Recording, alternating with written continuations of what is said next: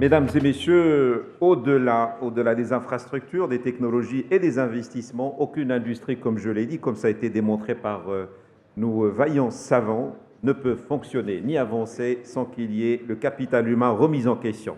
Le secteur de la chimie, en particulier aujourd'hui, connaît des évolutions rapides et profondes d'automatisation des procédés, la digitalisation des chaînes de production, les exigences en matière de sécurité, de qualité, de durabilité. Donc les exigences sont multidimensionnelles et sa transformation redéfinit les contours de l'éducation et de l'information. Je vais inviter pour débattre de ces questions à mes côtés, alors, Monsieur Karim Cheikhi, vous êtes président de la commission Capital Humain de la CGM. Merci de me rejoindre sous les applaudissements de la salle.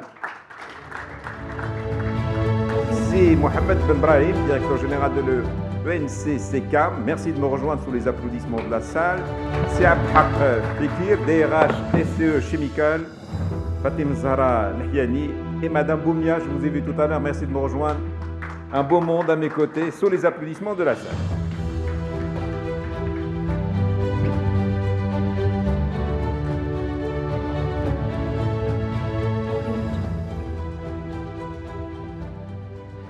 Merci. On aborde un sujet qui est très important, qui fait l'actualité, la transversalité en ce qui concerne le développement de tous les secteurs et en particulier celui de la chimie.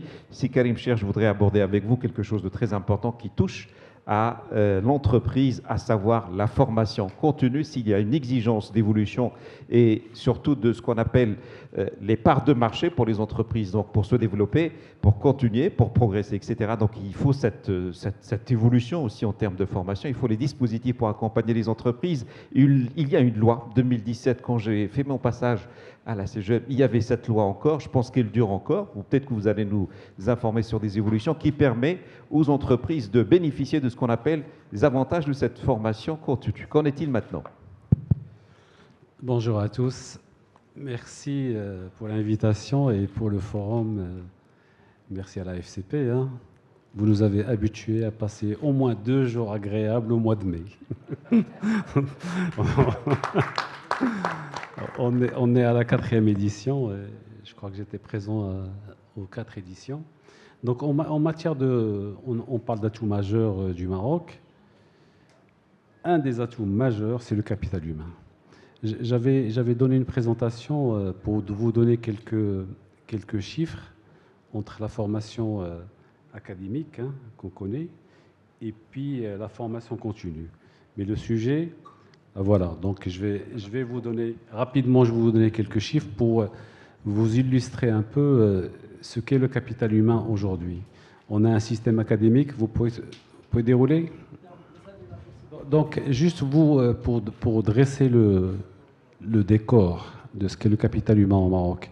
L'âge moyen, il est de 29 ans versus 42 ans en Europe, 13 millions d'actifs, et nous avons tous les ans plus de 350 000 nouveaux entrants sur le marché du travail.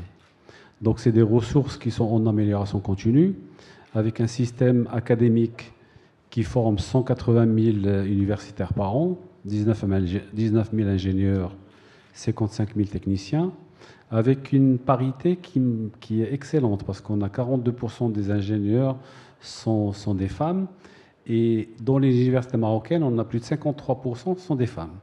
Donc avec des coûts salariaux qui sont compétitifs. Alors pourquoi je dis ça? Parce que les investisseurs aujourd'hui, quand ils viennent, dans le passé, il y a plus de 15 ans ou 20 ans, les questions qui étaient posées par les investisseurs, c'est la fiscalité, le foncier, et la formation, le capital humain et la formation. Aujourd'hui, le capital humain apparaît en première demande, avant la fiscalité et avant le foncier. Donc, c'est un paramètre qui est important. Alors, ça, c'est la partie académique publique. Comme je suis de la CGM, donc il faut que je parle du secteur privé. La formation professionnelle privée, le secteur représente 26%.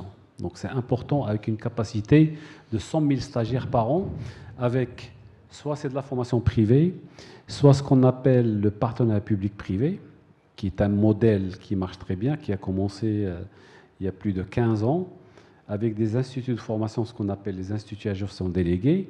Donc c'est financé par l'État, mais piloté par les industriels.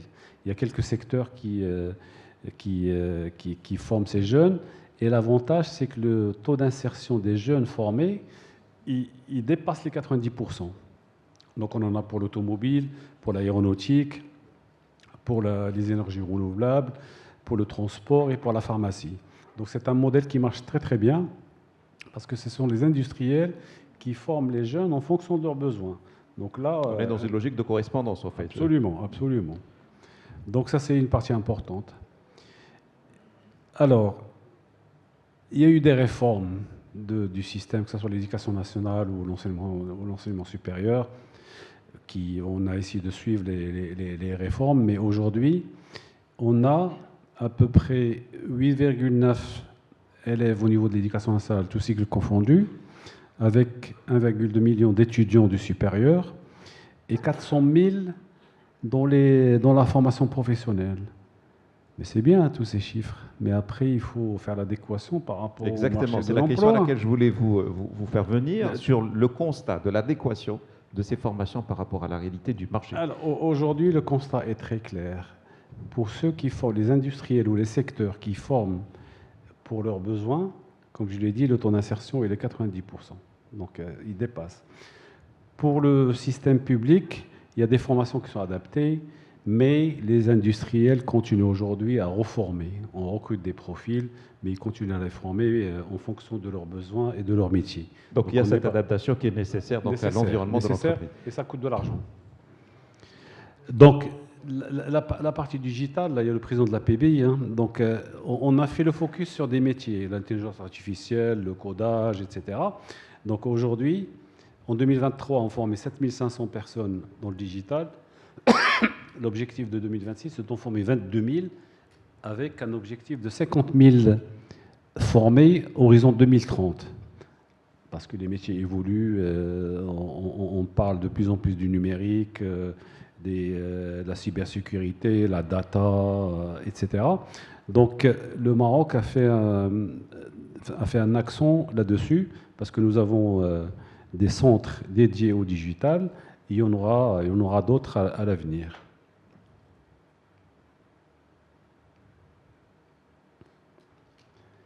Et là, j'arrive au sujet qui nous intéresse tous secteurs industriels confondus. La formation, ces messieurs ont parlé de la formation, apprendre, oublier, réapprendre, etc. Aujourd'hui, on parle de la formation tout au long de la vie, mais un salarié, s'il veut se former, c'est de la formation continue. Or, pour la formation continue à la demande des entreprises, nous payons tous. Il y a à peu près 200 000 entreprises qui payent ce qu'on appelle la TFP, la taxe de la formation professionnelle, qui représente à peu près, on collecte tous les ans, près de 3 milliards de dirhams. Sur ces 3 milliards, il y a 70%, et c'est la loi qui le fixe, 70% donc les 2 milliards, vont à la formation professionnelle initiale. Là-dessus, on dit, on participe, c'est un acte citoyen, c'est l'OFPPT qui utilise les 2 milliards. Or, il reste 1 milliard, 30% de cette taxe, qui est censée être remboursée les actions de formation continue des entreprises. On fait tous, dans nos entreprises, on fait des plans de formation qu'on dépose et qu'on forme. Or, aujourd'hui, sur les 200 000 cotisants, on a à peine 1 500 bénéficiaires. La raison, c'est Karim, avant de passer... Je vais y venir. Le système, donc sur le milliard qui est censé être remboursé tous les ans aux entreprises, allez, Obama, je crois que les meilleures années, on a dû faire 150 ou 200 millions, y compris les études. C'est que le système, depuis plus de 20 ans, est complètement en panne parce que les procédures sont tellement compliquées que si vous n'avez pas une vraie DRH, les grosses entreprises, elles s'en sortent parce qu'ils ont les dispositifs nécessaires pour pallier. Mais pour la TPME, la PME, ils sont incapables de remplir 15 documents, de faire des allers-retours entre l'entreprise et l'office de la formation, etc. nous avons donc un problème de procédure. Et la loi, il y a eu une loi qui a été votée en 2017, Qui n'a pas évolué, en fait. qui n'a pas évolué. Bon, bref. Donc, depuis 6 ans à la CGEM, moi j'ai le plaisir d'être président de la commission du capital humain et je suis tombé 2 ans par hasard. Hein. Moi je suis employeur, le côté RH en tant qu'employeur. Donc, je me suis intéressé au sujet et on a bataillé pendant plus de 6 ans pour réformer, pour amender cette loi. Est-ce que justement, c'est Karim, il y a des évolutions dans ce sens-là, avant qu'on aborde d'autres questions? Lesquelles, par exemple, concrètement? Est-ce qu'il y a des... Alors, je vais vous dire les grosses évolutions, parce que ça va faire partie d'un amendement qui va sortir bientôt.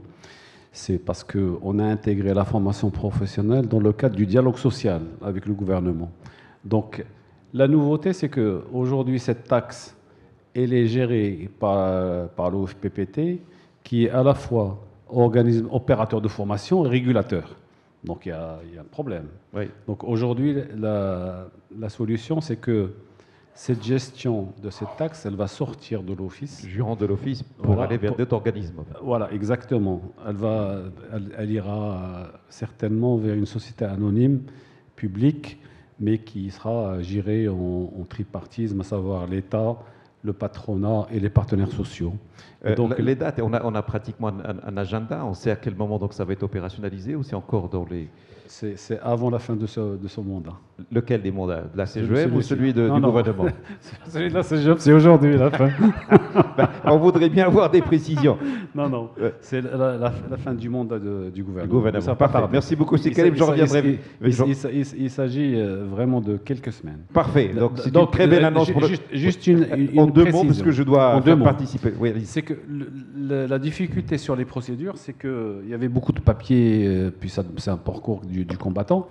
L'objectif aussi, que ça soit complètement digitalisé. C'est qu'un patron de PME, TPME, à partir de son bureau, il peut se connecter avec ses identifiants, demander un plan de formation, faire le tiers payant, c'est-à-dire que l'organisme de formation est payé directement par l'agence qui va gérer la taxe, et qu'on simplifie complètement la procédure. Avec ça, je suis certain que le milliard qui aujourd'hui n'est pas consommé du tout, il n'y aura pas assez d'1 milliard. Merci beaucoup, M. Karim, de cette précision, cette belle annonce, parce que ça va profiter au secteur privé. Dans la même tendance, c'est Abdelhak Fekir, les problématiques qui sont liées à la disponibilité des compétences, parce qu'on en parle, le décalage qu'il y a entre la formation et la demande du marché, l'offre et la demande. Rapidement, votre retour par rapport à cela, parce qu'on a échangé, et vous m'avez parlé d'une réorientation et de carence en compétences de génie chimique, c'est-à-dire la courroie de transmission. Allez-y, à vous la parole.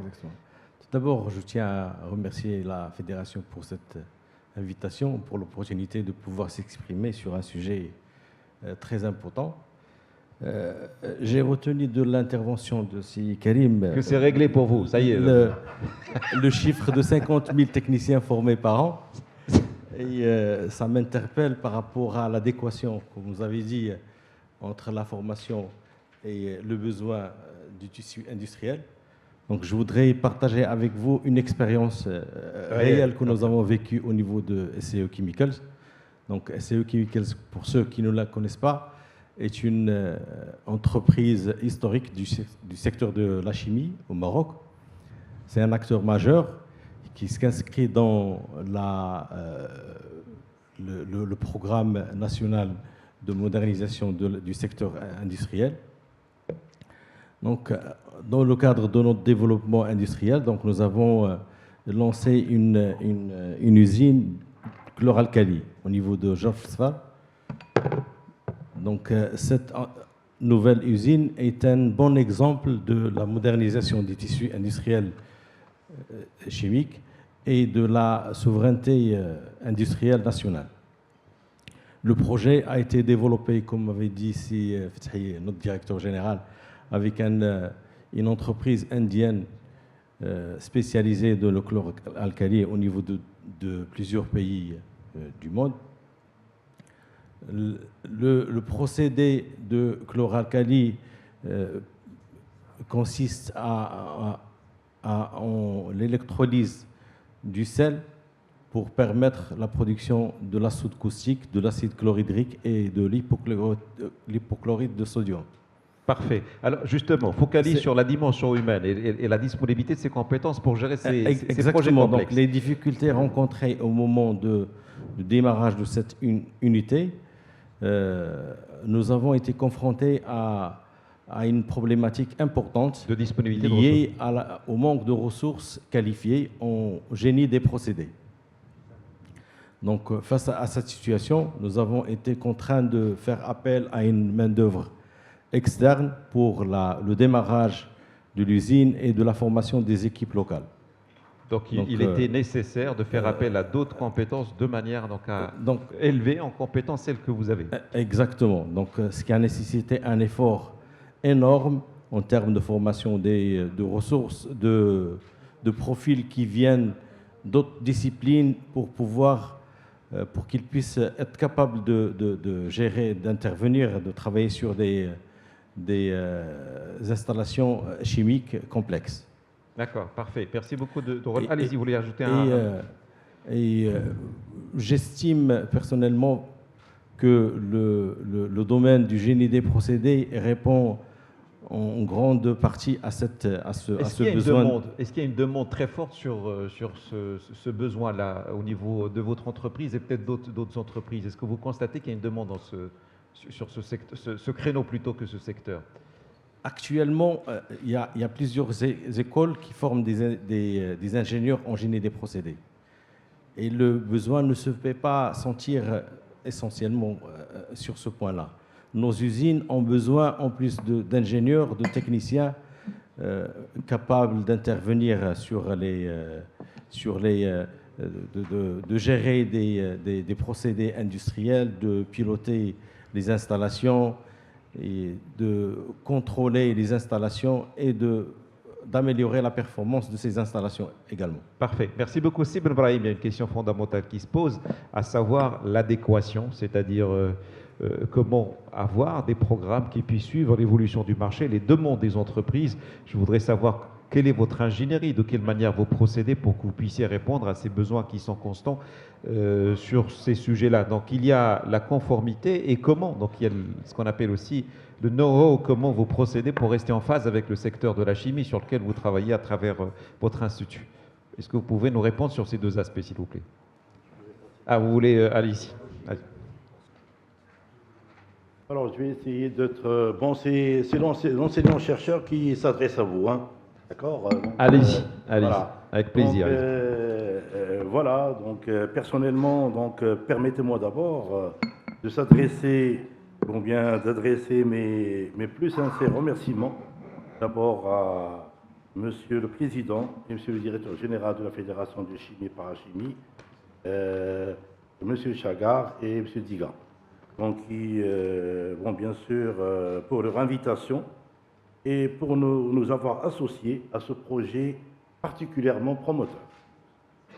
Alors, je tiens également à saluer le remarquable travail de convié à l'organisation qui a préparé cet événement avec professionnalisme exemplaire et une intention particulièrement soignée, portée à chaque détail. Alors, à titre liminaire, il convient de rappeler qu'autrefois, l'enseignant-chercheur exerçait souvent ses activités dans une relative indépendance, parfois à distance, des attentes et des besoins du marché, du monde industriel. Alors aujourd'hui, l'université s'inscrit plus que jamais dans une dynamique de collaboration renforcée avec des milieux professionnels afin d'assurer une meilleure adéquation entre les missions de formation et de recherche et les enjeux conviés du secteur industriel. Alors, notre rencontre aujourd'hui s'inscrit pleinement dans cette dynamique renouvelée en ce qu'elle nous offre l'opportunité d'enrichir et de perfectionner les contenus de nos formations et ainsi de favoriser l'émergence de compétences innovantes et adapter l'exigence croissante du monde professionnel. Donc je tiens également à rappeler que la création et la vocation de notre école INSEC, École nationale supérieure de chimie de Kénitra, donc, trouve son origine depuis 2019 dans la vision éclairée de notre ministre de l'Enseignement supérieur, de la recherche scientifique et de l'innovation, professeur Adil Midawi. Alors, fort de son expertise en tant que chimiste, il a porté son projet ambitieux de rapprocher et de rapprochement et de jumelage avec les grandes écoles françaises d'ingénierie chimique. Et grâce à cette initiative fondatrice, notre établissement occupe aujourd'hui une place unique en tant que étant la seule école d'ingénieurs de chimie de cette dimension, aussi bien au niveau national qu'à l'échelle du continent africain. Alors, permettez-moi à présent de présenter brièvement les processus de mise en place pour les formations. On peut aborder les processus de mise en place dans la question finale qui va suivre, parce qu'en fait, c'est la question que je voulais vous poser. Donc, on peut attendre 2 minutes pour revenir sur cette question, si vous le permettez. Parfait. Merci beaucoup. Merci, vos applaudissements, mesdames et messieurs. Ibn Brahim, vous nous rappelez donc qu'il y a ce qu'on appelle une connexion, il y a un centrage de votre école, de votre institut au sein du secteur, donc c'est une excellente chose. Et je voudrais maintenant revoir avec Madame Fatim Zahra Lhiani, vous êtes Talent et Organisation Développement SBU Manufacturing Group OCP, EM6P. Votre retour par rapport à ce que vous avez dit sur l'évolution des compétences techniques, vous avez donc une idée sur ce qu'on appelle l'industrie 4.0, 5.0, donc, et les exigences du marché. Ibn Brahim a essayé de dresser un tableau qu'il y a ce qu'on appelle une connexion, donc il n'y a pas une déconnexion entre l'entreprise et la formation. Est-ce que, à votre niveau, vous voyez ces évolutions se créer à votre niveau? Est-ce qu'elles répondent aussi à cette dynamique marché? Et merci d'être avec nous, madame. Merci. Salam alaikum. Merci déjà pour l'invitation. Effectivement, vous avez raison par rapport à l'industrie. Avec l'arrivée de l'industrie 4.0, on en a pas mal parlé. C'est l'arrivée des nouveaux métiers qui se transforment rapidement autour de l'automatisation essentiellement, de l'IA, du numérique, de la cybersécurité. Et avec l'arrivée aussi de l'industrie 5.0, elle recentre le capital humain, la résilience et la durabilité au centre de ces évolutions-là. Donc nous, par exemple, si je cite notre cas, on a sur nos sites chimiques, donc nous avons travaillé sur on a démarré l'automatisation des procédés de production. Et du coup, on a vu cette évolution de métier, que ça soit au niveau du pilotage de la production, donc il ne sert plus, il ne sert plus, on n'est plus dans de la supervision et dans de la surveillance des procédés, on est dans du pilotage automatique et du coup les compétences, par exemple, des opérateurs de salles de contrôle, ils évoluent. Ils ne sont plus que dans la surveillance et l'ajustement des paramètres de marche, mais ils sont plus dans l'analyse des procédés, des variations, la proposition d'amélioration continue. Donc, il a fallu qu'on upskill ces compétences-là pour pouvoir accompagner ces procédés que nous avons automatisés. Pour la maintenance également, donc on est plus dans de la maintenance avancée.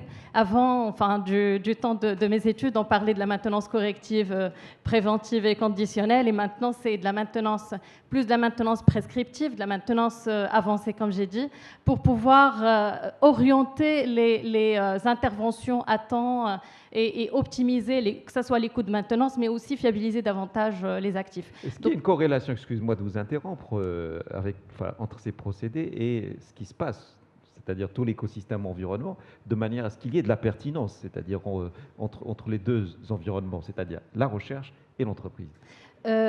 Bien sûr, bien sûr. De toute façon, quand on parle des évolutions technologiques, ça va m'amener peut-être à la préparation des talents.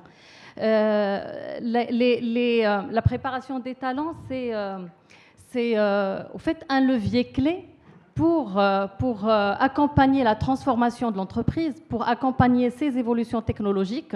Sans ça, on pourra pas justement déployer, que ce soit la vision, que ce soit la stratégie de l'entreprise.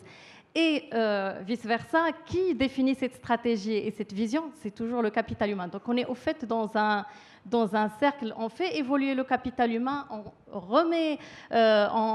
rechallenge notre vision, notre stratégie, et par la suite, on revient au développement. C'est vertueux, en fait. Exactement, tout à fait. Parfait. Fatim Zahra, quand on a préparé cette intervention, Madame Boumia, parce que vous portez le même prénom, en ce qui concerne la chimie, vous m'avez interpellé sur une question qui est la chimie en tant que connaissance. Est-ce que vous pouvez m'apporter plus d'éclairage, aussi à la salle? Qu'est-ce que vous entendez par la chimie en tant que connaissance et sa capacité d'innover? Alors, je vous remercie de m'avoir invité à prendre part à cette introspection très stratégique et de la mise en perspective du capital humain qui est au cœur de la transformation. On ne peut pas faire de transformation sans que ça passe par l'humain. Et je voudrais tout d'abord saluer et rappeler les atouts dont on dispose au Maroc. Une population jeune, donc comme l'a rappelé Karim de la CGEM. Nous avons aussi, et ça je pense c'est une singularité marocaine, mais c'est un atout très stratégique, c'est que nous sommes tous portés par la niaque, excusez-moi le terme, mais l'envie de porter haut et fort notre pays à travers le développement économique et de là le développement industriel. Et ça, c'est très important. Il faut être passionné par cette dynamique et il faut avoir du capital humain et des gens qui ont envie de servir leur pays. Et ça, je pense, ça, c'est un atout majeur qu'on a au Maroc. Je rajouterai aussi un point très important, parce qu'on parle d'avenir, on parle d'industrie, on parle de capital humain, mais je voudrais qu'on marque un arrêt pour célébrer fièrement les talents qu'on a aujourd'hui, des talents que l'école marocaine a formés, que ce soit en procédés, en mécanique, en électricité, en génie civil aussi, à voir tous les beaux édifices qu'on a dans notre pays. Donc ça, c'est très important. Ça, c'est un socle important et qu'il faudra pas nier. Mais maintenant, pour qu'on puisse passer à une vitesse supérieure, il faut consolider tout ça, mais il faudra le compléter. Le compléter par quoi? Et c'est là d'où le point par rapport à la chimie en tant que connaissance. On est entre nous, donc même si on est enregistré, mais on est entre nous dans le sens où donc ça c'est exige important des accents de vérité. Allez-y, voilà, c'est important par amour pour ce pays de crier qu'aujourd'hui il y a un besoin très fort de profondeur technique. On a parlé de diversification, on a parlé de verticalité, tout ça c'est très bien, mais on a besoin de profondeur technique.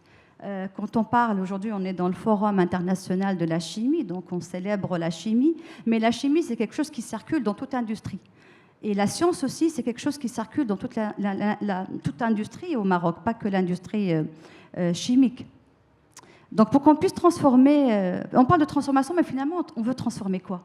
L'idée c'est de transformer de la matière, mais encore faut-il connaître la matière, la comprendre les réactions, les interactions. Oui, la connaissance de base comme un socle.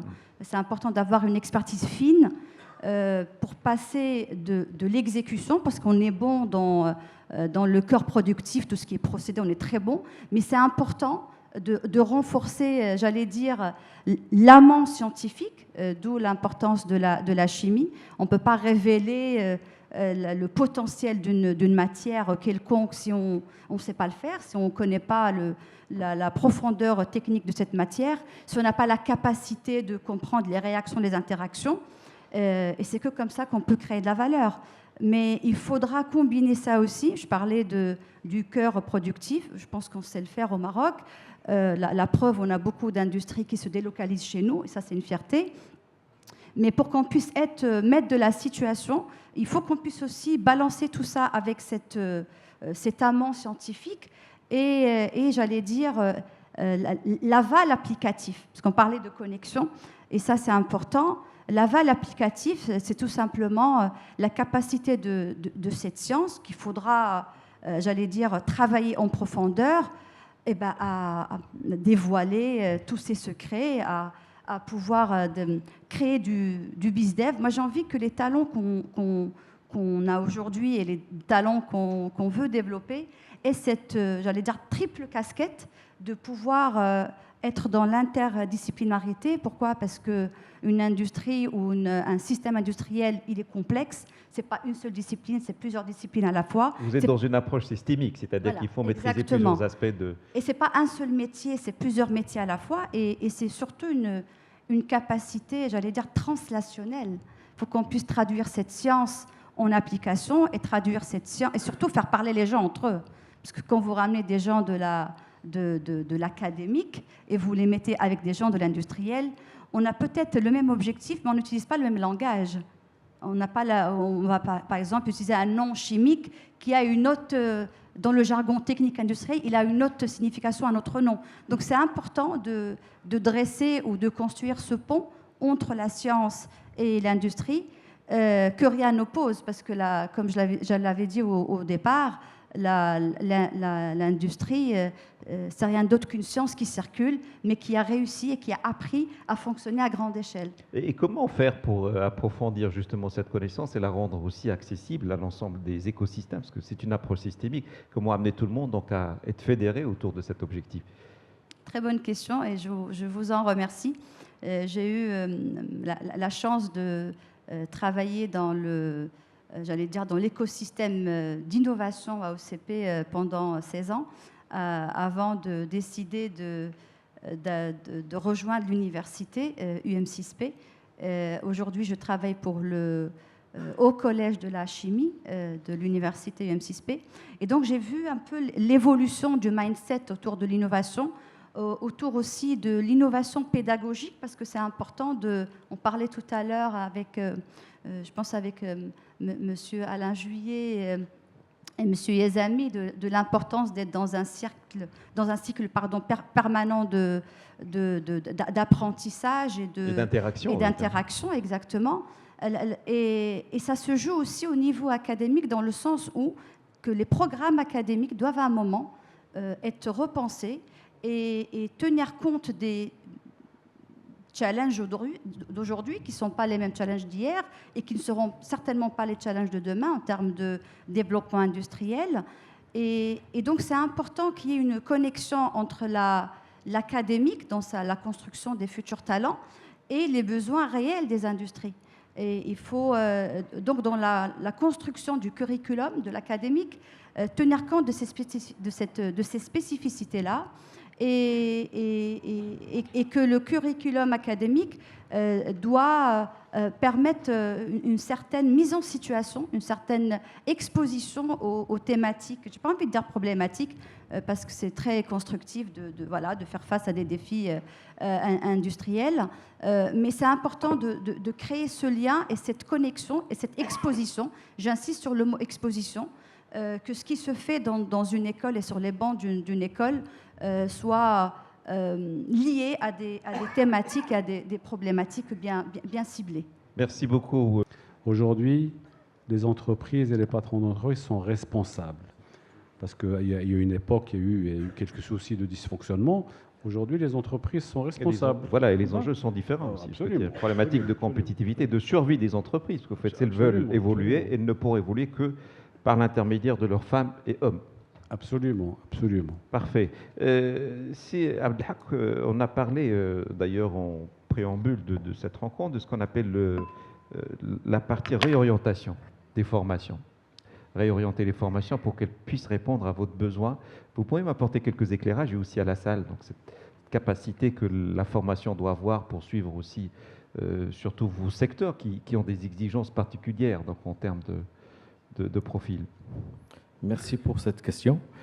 J'estime que le génie des procédés est un domaine stratégique pour la chimie industrielle au Maroc. Et j'estime qu'il est important de le prioriser, car à l'heure actuelle, il y a très peu d'écoles qui forment des techniciens en génie des procédés. C'est Brahim qui est à côté de vous, je pense qu'il va répondre à cette question qui est très importante. Je l'ai vu sortir son stylo, donc certainement c'est pour noter cette demande forte. Tout l'effort, je pense, c'est pour ça que je vous ai mis côte à côte. Pour former des ingénieurs, mais les techniciens, on en a besoin énormément. Au niveau du Maroc, il y a très peu d'écoles qui forment des techniciens en génie des procédés. Il y a les UST de Fès, Casa, SFI dernièrement et Bni Mellal, et l'UM6P, je pense. Donc, mais la demande est là. La demande, la forte pression sur ces profils-là fait que le coût, il y a une concurrence importante des industriels sur ces profils-là. Vous avez parlé de concurrence d'industriels sur ces demandes-là, sur ces profils-là, et donc il y a un turnover qui est incroyable, qui pénalise les productions au sein de vos institutions, enfin entreprises. Ce qui se traduit par un coût de recrutement assez élevé, par aussi un turnover assez élevé, et ça pénalise les chaînes de production. Exactement. Donc, parfait. Merci d'avoir souligné ce point qui est très important. Donc il y a un manque qu'il faut y pallier. Je voudrais revenir sur la mutation des métiers industriels comme émergence. Fatem Zahra, donc vous avez abordé ça aussi comme élément important. Je voudrais écouter aussi votre avis sur cela en corrélation par rapport à ce qui a été dit. Donc il y a des demandes fortes qui créent ce qu'on appelle des ruptures dans les chaînes de production, et il y a des profils qui sont existants mais qui ne répondent pas forcément donc à cette carence. Exactement. Donc au fait, au niveau des métiers, ce qu'on retrouve essentiellement, c'est les métiers qui émergent et d'autres métiers qui se transforment. Par exemple, les métiers qui émergent, hier, j'en ai entendu pas mal parler, surtout autour de l'automatisation, de l'IA, de la cybersécurité, de la décarbonation, de la partie sustainability des batteries. Donc tout ça, ce sont des métiers qui émergent. Et effectivement, il faudrait préparer les talents bien avant. Il faut être en proactivité en termes, pour ne pas, le jour J, quand on aura besoin du talent sur le terrain, qu'on ne se retrouve pas avec cette rupture-là. Et comment on peut l'anticiper justement? Vous avez parlé de maintenance prédictive, etc. Comment on peut prévoir cela? Sur quelle base? Au fait, comment on fait habituellement? C'est quand on a une vision et une stratégie, quand l'entreprise elle définit sa stratégie et sa vision en termes de transformation et d'évolution technologique et aussi de croissance, on lance ce qu'on appelle le SWP, le Strategic Workforce Planning.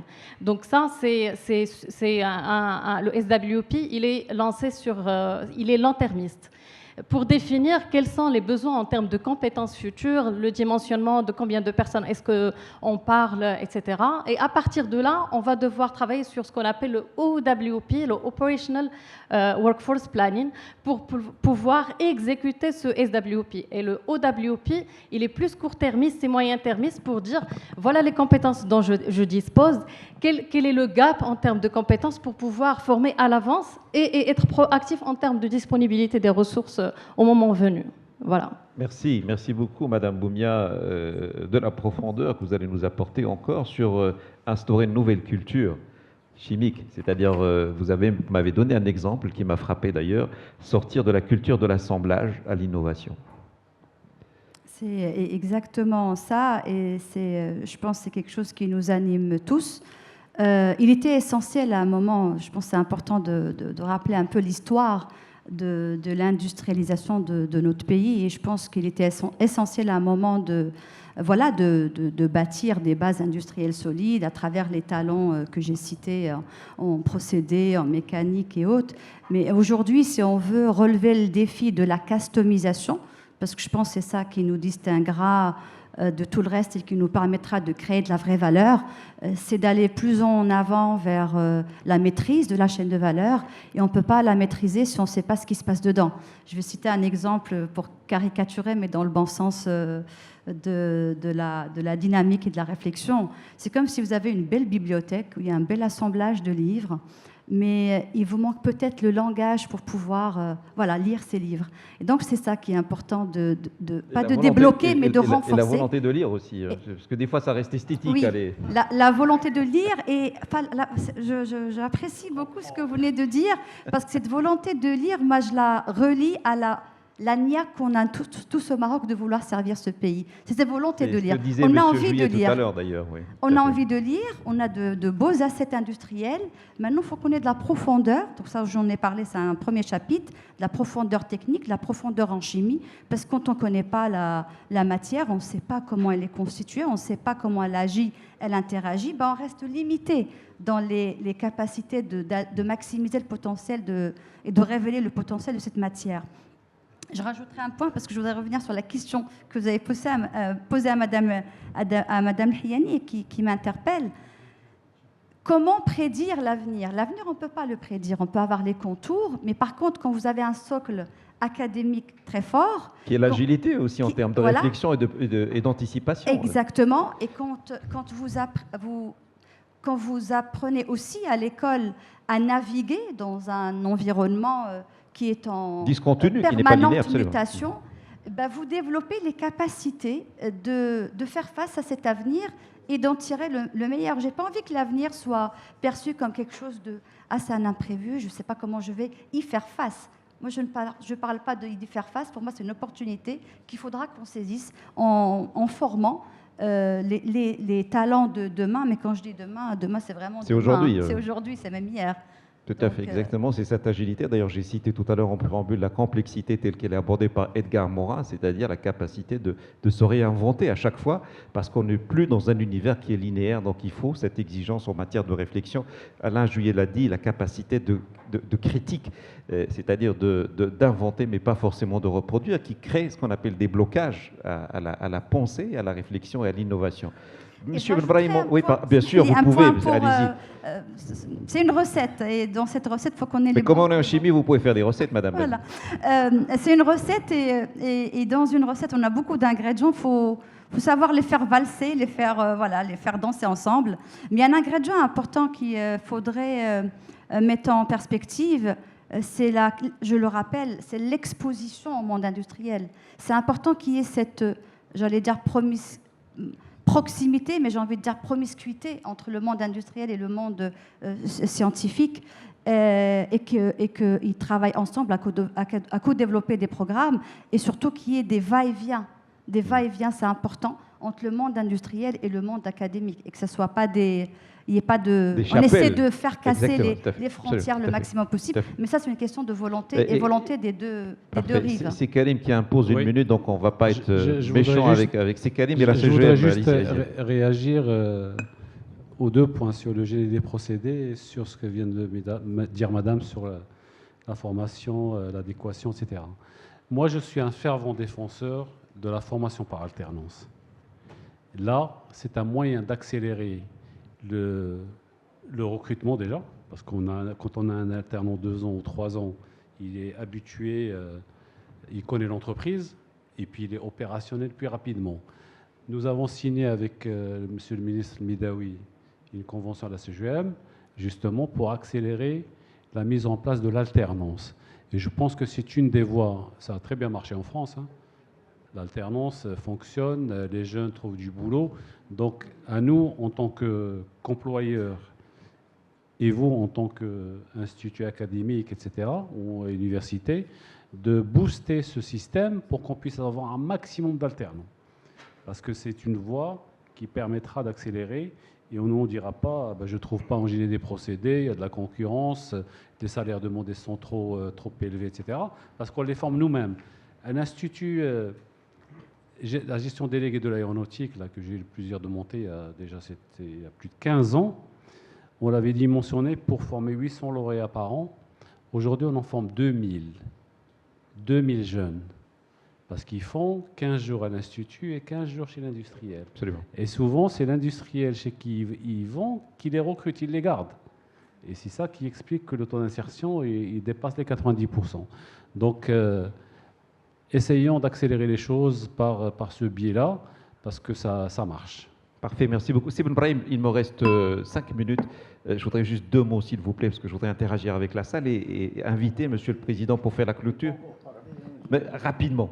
Je sais que vous avez la capacité de synthétiser. Vous êtes un excellent chercheur, penseur, etc. En 2 minutes, comment peut-on répondre à la demande de votre voisin qui a dit rapidement, donc connecter l'école avec les besoins de l'entreprise? Justement, moi, Rapidement, deux mots, en deux mots, d'une manière rapide, en synthèse.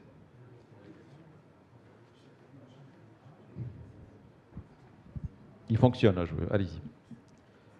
Alors moi, je voulais parler des formations. Parce qu'on aura une interaction avec la salle, on reviendra là-dessus. Allez-y, rapidement, allez. Rapidement, allez-y. Alors c'est quoi votre question? Ah, vous avez oublié la question. Alors lisez ce que vous avez sous les yeux. Pardon?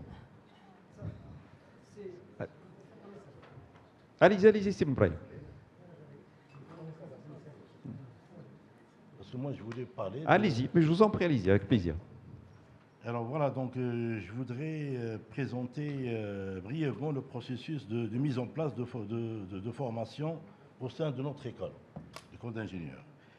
Alors, le cursus proposé sont élaborés dans le cadre d'une concertation étroite avec l'ensemble de nos partenaires locaux, régionaux et internationaux afin de répondre à des profils de compétences clairement identifiés et en parfaite adéquation avec les besoins du marché de l'emploi, alors tel qu'il est exprimé par les professionnels du secteur de chimie. Alors, notre travail se compose en 4 étapes. Alors, dans un premier temps, le travail de concertation porte essentiellement sur l'identification des besoins réels en compétences ainsi que sur la définition des profils recherchés. Parfait.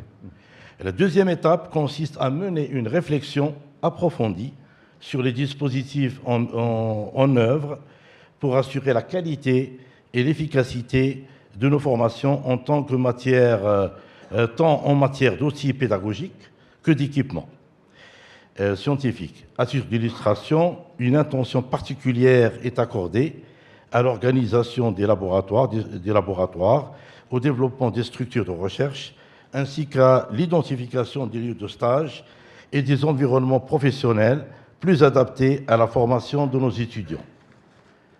À la troisième étape intervient après l'identification des compétences et des profils attendus par nos partenaires. Le projet de formation est alors soumis à l'équipe pédagogique de notre établissement afin d'être analysé, enrichi et consolidé dans le but d'en faire un véritable projet institutionnel porté par notre école. À l'issue de ce travail de concertation et de réflexion, la phase de finalisation est conduite en concertation avec l'ensemble des acteurs concernés, tant professionnels qu'académiques, sous l'égide du directeur de l'école, en sa qualité de coordonnateur du projet. Cette démarche de collaboration vise à garantir la concrétisation effective de la mise en œuvre optimale des formations envisagées. La quatrième et dernière étape alors concerne la validation administrative du projet. Alors, une fois la formation conçue et structurée, celle-ci est soumise aux différentes instances de l'établissement afin de lui conférer le cadre juridique et institutionnel nécessaire. Le projet est ensuite présenté au conseil d'université pour approbation avant d'être transmis à l'ANIAC, l'Agence nationale d'évaluation assurance qualité, en vue de son accréditation officielle. Voilà, j'espère que... Parfait, merci beaucoup. Je voulais juste vous poser une question sur le taux d'insertion de vos étudiants dans le milieu professionnel. Est-ce que vous avez quelques idées, quelques indicateurs sur le sujet? Alors, normalement, aujourd'hui, nous avons 2 promotions qui sont sorties, parce qu'on a commencé en 2019. Donc, il y a pratiquement 95% de... Qui sont insérés. Voilà. D'accord. Vous avez un plan de suivi d'évolution? Et il y a en plus des lauréats qui font des thèses. Des doctorants, en fait. Oui, exactement. D'accord. Il y a ceux qui ont même créé leur propre entreprise. C'est le but aussi, hein. Donc il y a une diversification, pas forcément que dans la continuité pédagogique, mais aussi dans la partie création d'entreprises et de valeurs. Je vous remercie beaucoup. Je voudrais interagir avec la salle. Je crois qu'il y a des doigts en fait, qui se lèvent. Et j'ai vu une belle communauté d'étudiants, certainement, qui voudront poser des questions par rapport à ce qui a été dit. Donc allez-y, allez-y.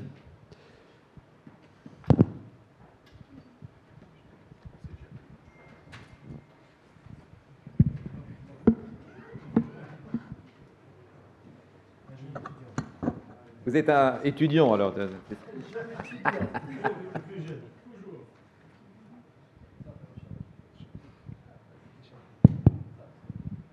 Toujours. Je tiens à remercier tous les invités et intervenants pour la qualité de ce panel et de ce que on a entendu et dont on s'est informé. Et l'intervention de Madame Boumia qui m'a interpellé par rapport à une sensibilité. Dans son intervention, il y avait des mots-clés.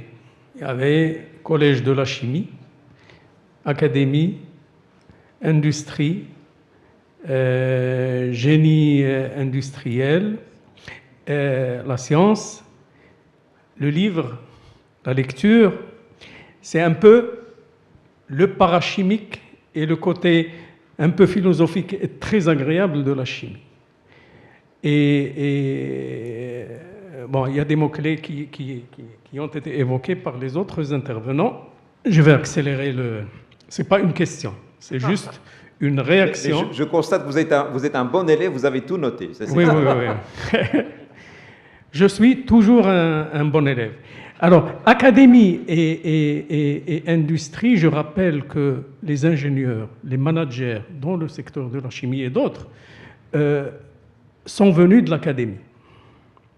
Et il serait très agréable et très intéressant, et dans le cadre de cet aspect sympathique, que nos institutions de formation, nos grandes institutions de formation, l'école de la chimie de Kenitra et l'université et l'école et l'université Mohamed VI, s'ils peuvent initier cette rencontre entre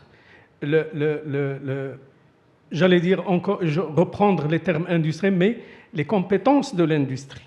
Nous avons soif de transmettre, pas que les réactions chimiques, pas que les mécanismes chimiques, transmettre la passion, transmettre le savoir. Et puis, dans ce cadre de rencontre, je ne vais pas dire de cadres et d'étudiants, je dis d'aînés et de cadets. Il se peut que ça donne naissance à des vocations, parce que dans leur parcours d'étudiants, ils découvrent, ils arrivent à des croisements, ils découvrent des idoles, ou ils découvrent comment dire, des modèles, et pas que humains, ils découvrent même des disciplines qu'ils ne soupçonnaient pas dans le cadre de leur formation. Donc, ça serait vraiment une première institution initie, mais dans l'esprit collège de chimie.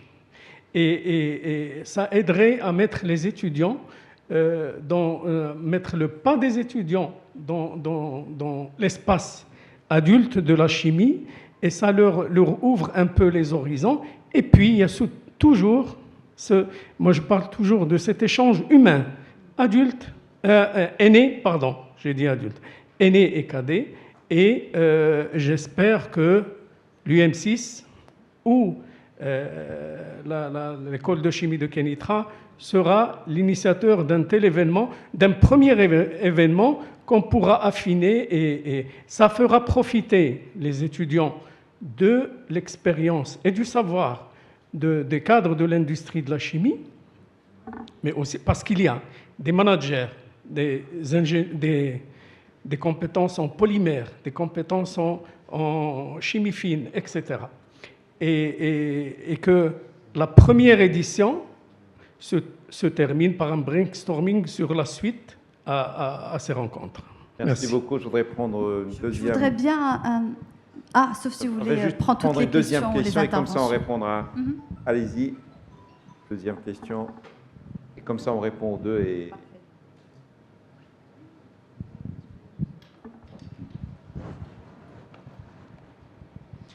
Bonjour, je vous remercie pour la qualité des informations qui ont été présentées. Je suis Ahmed Timsamani, je suis ingénieur en génie des procédés industriels et je suis formateur dans les systèmes de management industriel. On a bien parlé de la formation continue, son importance, dans le développement d'une culture de formation pour pouvoir incorporer la chimie dans l'industrie d'aujourd'hui et de demain. Donc, derrière tout ce développement culturel et de la formation continue, on a derrière une population de formateurs. Ma question est la suivante. Comment vous voyez l'approche, ou bien la meilleure approche que les formateurs de demain doivent prendre en considération afin d'être au cœur de ces perspectives et de ces développements? Et merci. Merci beaucoup de la question. Je vous laisse Madame Goumia, parce que vous avez une question très intéressante d'un brillant étudiant en face de nous.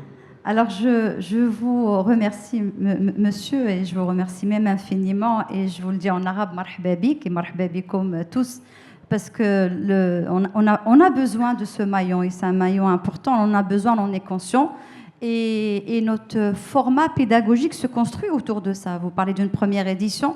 Moi, je n'ai pas envie d'en faire une démarche officielle parce qu'on le fait déjà sur le terrain. Notre programme de formation, il est basé, oui, sur des cours, mais les cours sont donnés par l'humain en tant que professeur et l'humain aussi en tant que transmission de savoir par des gens qui sont déjà dans le domaine. Et nous raisonnons surtout en termes d'innovation pédagogique, nous raisonnons en apprentissage par projet. Et donc, je pense que l'apport de gens qui sont déjà sur le terrain, de gens qui ont bien roulé leur bosse dans le domaine, comme on dit, ne peut être que amplificateur de cette transmission du savoir. Donc, marhaba bik et marhaba bikoum kamlin. On est un modèle, j'allais dire un modèle académique innovant parce qu'on ne peut pas transformer si nous-mêmes on ne se transforme pas par l'académique. Donc, il y a une deuxième question qui a été posée par le jeune sur l'adaptation des formateurs aux exigences du changement du marché. Alors j'ai entendu le début, on parlait de formation continue. La capacité des formateurs à suivre aussi l'évolution du marché. Ah oui, apprendre à former, ça c'est